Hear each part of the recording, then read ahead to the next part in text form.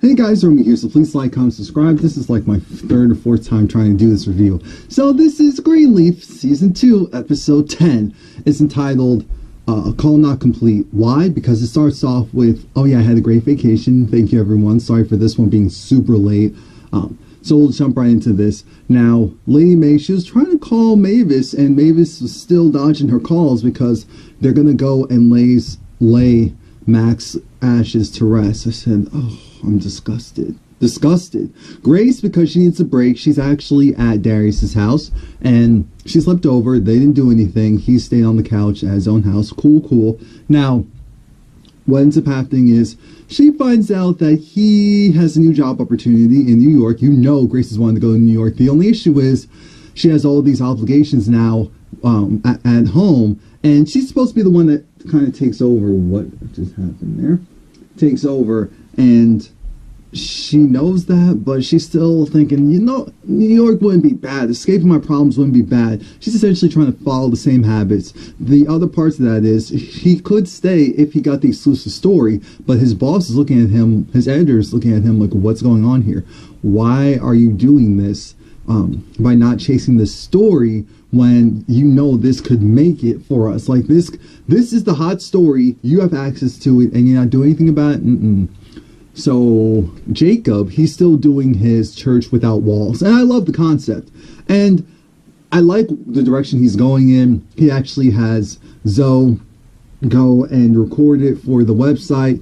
Carissa actually looks proud of him. The family's there to kind of watch on, like, okay, the father isn't too happy about it, the mother isn't too happy about it, and they appreciate, you know, the whole concept of him really trying. Because remember, Jacob almost made it seem like he didn't really want to do this. He's only doing this because Grace left, so now he was forced to do it. But now he took it upon himself to say, you know, he has a calling from God, that he needs to go and help the helpless, he needs to go and feed the hungry, and do all that stuff, and that's beautiful. Grace, she's leaving Darius's home, and she kind of gives him the cold shoulder of, well, if you're not going to go, and if you're going to go, then cool, thanks for letting me know, type of thing. He was like, no, it's not a done deal. I just wanted to keep in the loop. She was like, okay, great. Again, back at the real Church of Memphis. See, now that's memorable. The real Church of Memphis. That sounds like a show.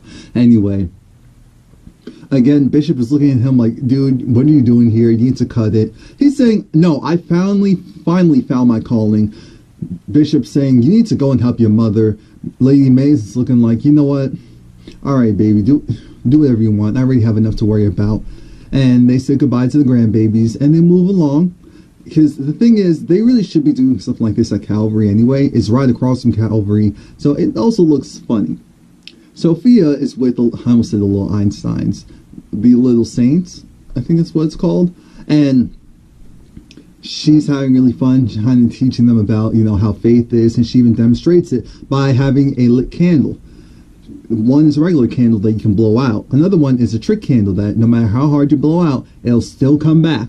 Now, obviously, if you pour water on it, it will go out, but the concept for the kids is still solid. They're still young enough to not really second guess all of that.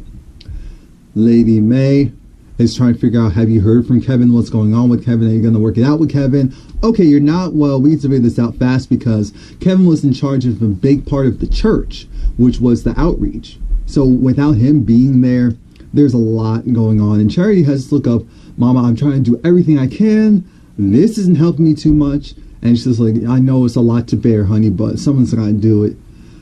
The Jacobs family's really proud of him and really envision him as a real pastor. And Carissa even looks proud for a moment. But we know she wants the glitz and the glam, so I don't know how well it's going to go. Charity tries to give Kevin another call, and Kevin doesn't pick up, so she kind of gets that nice tone in her voice that she normally uses is gone. It's at the point where she's over it. She's looking at this like, boy, if you don't go pick up this phone real quick, fast, and in a hurry, I'm going to get someone to get you, and when they get you, they're going to get you good. Pick up the phone. That's the energy that Charity's giving to me. It's not my fault. Now, Sophia told, what's his name, Roberto? Whatever it is, to go and get your boy and hook him up with Zoe. Zoe! sees this dude as a square. They're at bowling, and he's talking about, I can help you handle your balls. And she said, no, why don't you just go and handle your own? I said, oh my God, he didn't deserve that. But we know that that's not Zoe's type. So, Sophia, how you doing Zora like that? I know you're trying to make sure she doesn't go back with, Isaiah, but you have to at least have it be equally yoked. You know it's not his type. Oh no, Charity did this. Charity goes and she reaches out to Aaron because she wants Aaron's help to see if he can go and get people to look for Kevin to see where he's going. I said, you may not want to do that yet. Now, after the bowling double date, and again, Zora tells the other guy essentially to go scratch, she's looking at Sophia like, why'd you go and tell your dude about what's going on with me and Isaiah, or what was? Well, I was figuring, I'm like, okay, you broke girl code, got it. I understand it, but you need to get over him. And that's the real truth. You're not over him yet. That's the main issue. Speaking of not being over someone, Gigi is over the fact that she really wants to go, but she knows she can't really leave right now. And Darius is saying, you can come with me. And he was like, maybe we can do a long distance relationship. Again, she tells him, we know how that's going to end. And he says, well, it doesn't have to. And I'm thinking, yeah, it kind of does. Gigi kind of seems like an all or nothing type of person. Really an all or nothing type of person. We've seen her strong arm people. Back at Calvary, Bishop and Lady May, they're having a discussion, a fruitful discussion. Things are getting back on track as far as donations, and it's just like you need to go and keep it up. They're trying to figure out what's going on with Jacob. They're trying to figure out if Gigi's going to go to the ceremony. It's a lot going on. And Lady May's holding up really well, even though this is mainly her having to deal with the brunt of this mess. Now, we see that Bishop gets introduced to someone new, a new donor. And this new donor is played by LaToya Luckett. Now, he doesn't see her yet, but he does talk to her. They're going to go and have dinner. Zora's still in contact with Isaiah. They're going to meet up, and I say, oh, Lord Jesus, no. Bishop gets out of going to that little thing with Lady May having to do with Mac. And I'm thinking, Bishop, you're not that upset. You are not that upset. Lady May says, go and get the bag. It's all right. Go and get the bag. Perfect. We find out that Aaron knows where Kevin is and says, Kevin, Charity's really worried. Should I tell her where you are, or should I keep this a secret? What's good? I'm thinking, did you hide him out? Because I know you have actual money. We know Kevin doesn't have money like that. We saw the place that he got to go and live in. So let's not act like he got to act right to go and pay for something nice. Let's not act like that. But I guess at least we know Kevin's okay for now. Gigi, again, is talking to her father, to Bishop, and they're kind of going over the fact that, look, at the end of the day, I get that Jacob's trying to do something different, but it's a mess. I'm not really seeing it for him, and baby, I love you. I'm proud of you, and your mother's proud of you too. Sometimes you don't believe it, but believe this. She does love you, even though she has an interesting way of showing it, and it's important that you know that immensely, because I don't want you to ever think anything different. So now Bishop actually goes to that bruncheon with with Miss LaToya Luckett. I said, oh my, yes. What's her name? Is her name Lisa? No, Miss Cross? I'm trying to figure out what her name is anyway.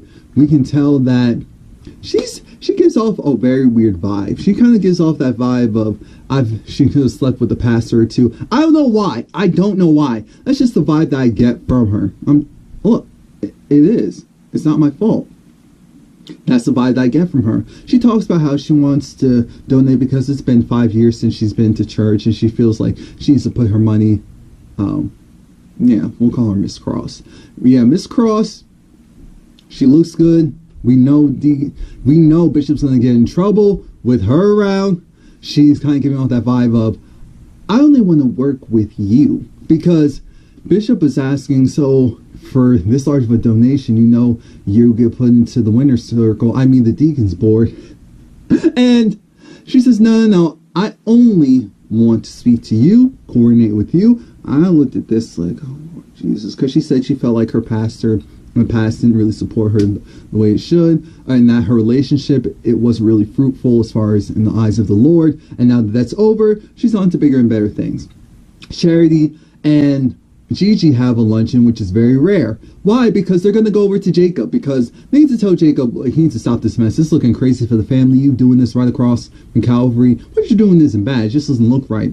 So they're on the united front. Charity appreciates the fact that they're not trying to shelter her from something. And I'm thinking, you're fine with Gigi for now, but let's see how you feel a little bit later.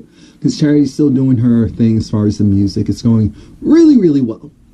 Really, really well. Again, Miss Cross is going to get Bishop in trouble. He's very nervous around her because she kind of gives off that vibe like she'll sleep with you if Lady May turns her back. I don't know. So now we're at dinner time, and it's Gigi, Charity, Jacob, and Carissa. Well, actually, Zora's there as well. But the conversation takes a turn, so Zora goes and leaves. Before that, they talk about how Nashville's going really well because Charity's music is, she's writing, she's producing, she has her little super producer that she has a crush on, but we're not going to focus too much on that. What we are going to focus on is the fact that she's doing well.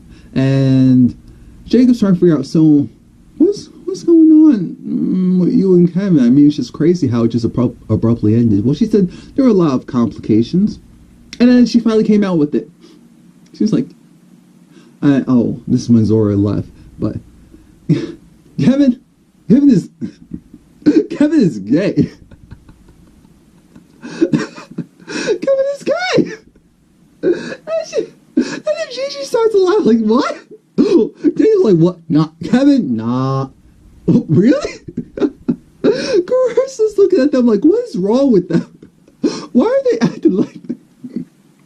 But yeah, Charity's just saying she's never said that out loud, and she's had to go and kind of figure that out, if she's going to be with him after learning that or not, if the relationship was going to still be okay or not. And things take a further turn because they explain why they're really there, that they want Jacob to stop, and they're like, oh, you never support my dreams, never do this, never do that, I'm trying to do something for myself and you trying to take it away. And then that's when Gigi says, oh yeah, by the way, I'm thinking of going back to New York. Going to New York? And even Charity got mad, but Jacob said, excuse me, we spent all of this time supporting the family. It is your turn. You've been gone for 18 years. So how dare you go again after things blow up, then you want to go and leave. Things blow up partially because of you. That's not what he said, but that was what he was thinking. And now you want to leave? You want us to go and pick up the pieces like we've always done? No, it is your turn. And Carissa was on it like, so this is why y'all never really can support him, do all this stuff. I said, Carissa, be quiet. You irritate me. I don't care if you're right. You irritate me. Lady May has had a tedious day, but she's happy to hear that Bishop secured the bag. And again, all the stuff with Mac is just, it's making the relationship strained and really weird with them. Zora is still talking to Isaiah, and I'm over it. I am over it. Zora's still talking to Isaiah. It's just, it's all types of wrong. All types of wrong. Next up, we have,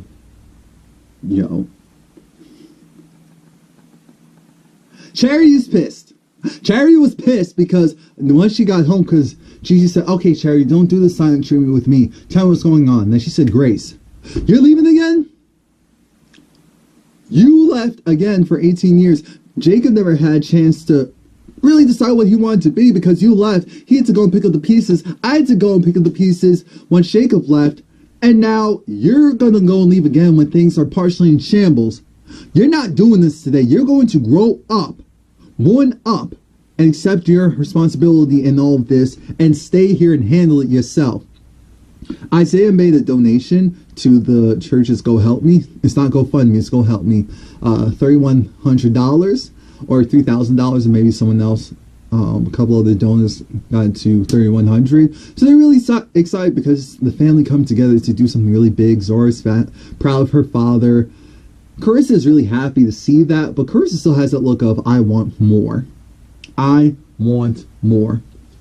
Aaron decides it's time for him to go, and Lady May looks so hurt. I don't know if it's because it's one of two things. Either she's trying to replace Jacob with Aaron as far as a son, or you can't tell me that Aaron doesn't look kind of like Lady May. There is something wrong there. We're going to find out what's going on in their relationship. I don't know if Lady May was dipping and dabbling with her ex while she was with Bishop. 100% possible. We know Bishop cheated, so maybe Lady May in a moment of weakness did so as well. Gigi decides it's time for her to go and, just tell her truth. And I'm just hoping that it doesn't conflict with her case, with her kind of putting all that information out there, because she says she couldn't really remember much. So I'm hoping she stuck to that in the interview. Cherry's over it because now she's really a single mom, and even though she has help, there's still a difference. And everyone's there at the wreath pass. Everyone's there at the memorial. Even Gigi comes at the last minute. Lady May looked like she was about to croak. She looked like, thank you, Jesus. Thank you, Jesus. That's what Lady May was giving me, because she really wanted the support of her full family. And the thing is, Gigi took away her brother, and even though it was needed, this was one of those things where the full support of the family was needed. So that's why Lady May looked so happy. Everyone else was like, thank you, Gigi. You're stepping up. You're not going to New York. You're stepping up. This is all we want from you, big sis. This is all we wanted from you. All right, so that's it. Please like, comment, subscribe. Stay tuned for episode 11.